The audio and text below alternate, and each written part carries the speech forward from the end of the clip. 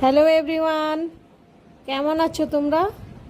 আশা করি তোমরা ভালোই আছো, আর আমিও ভালো আছি। আজ তোমাদের সাথে একটা নিউ রেসিপি নিয়ে চলে আসলাম। দেখো রেসিপিটা। আজ বানিয়েছি ছোট মাছ দিয়ে আর টক শাক। সেই শাকটার নাম আমি ভালো করে জানি না, চুকোশ পাতা বলে সেটা।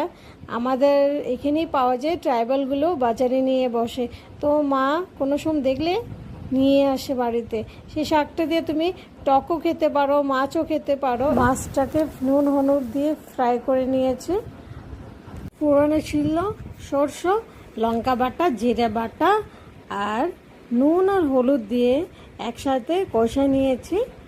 দেওয়ার পর শাকগুলো সবগুলো দিয়ে দিলাম। দিয়ে দেওয়ার পর অল্পটুক জল দিয়েছি, বেশি দেব না, মাখা মাখা হবে জিনিসটা। তারপর মাছগুলো সব একসাথে ঢেলে দিলাম।